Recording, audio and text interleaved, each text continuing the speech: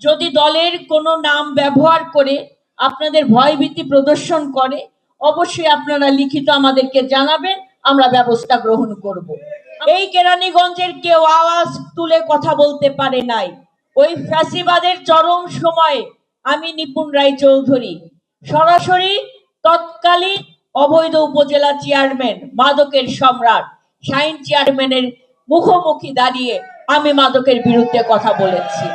যেখানে আমি কথা বলেছি আমার এই কেরানীগঞ্জে কোনো মাদক থাকতে পারবে না, সেই ব্যাপারে আপনাদেরকে নিশ্চয়তা দিতে হবে। আমি দায়িত্ব দিয়েছি দুইজনকে।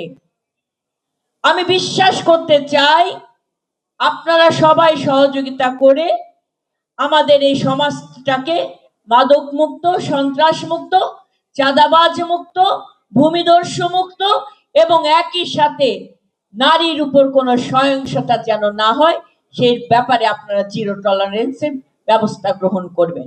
আমি সম্মানিত ইমাম সাহেব, পুরোহিত সাহেব, আপনারা যারা বক্তব্য রেখেছেন আপনাদের উদ্দেশ্যে বলতে চাই, যদি দলের কোনো নাম ব্যবহার করে আপনাদের ভয়ভীতি প্রদর্শন করে, অবশ্যই আপনারা লিখিত আমাদেরকে জানাবেন, আমরা ব্যবস্থা গ্রহণ করব। এই সমাজ আগামীর সন্তানদেরকে ভবিষ্যৎ নিশ্চিত করার জন্য, নিরাপদ করার জন্য এবং মাননীয় প্রধানমন্ত্রী যে প্রতিশ্রুতিগুলো দিয়েছেন, প্রতিটি কন্যা সন্তানের পাশে রাষ্ট্রকে তার সঙ্গী করবেন, প্রতিবন্ধক না, আমরা সেই নীতি চালু করতে চাই।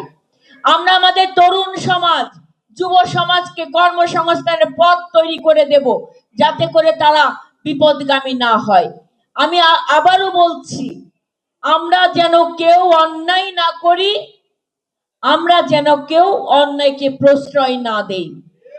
যিনি অন্যায় করেন এবং যিনি প্রশ্রয় দেন এবং যিনি নিশ্চুপ থাকেন সমান অপরাধী।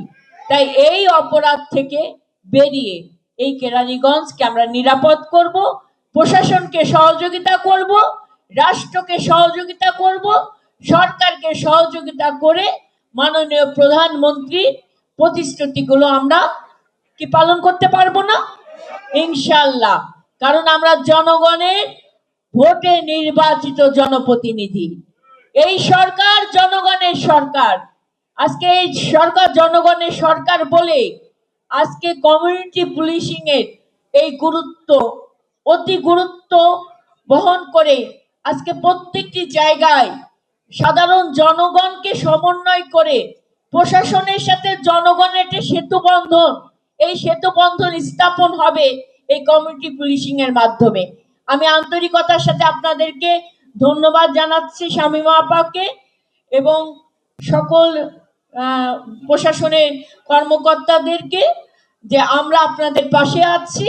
আমার এই কেরানীগঞ্জের সকল জনগণকে নিয়ে আমরা আমাদের দায়িত্ব পালন করব।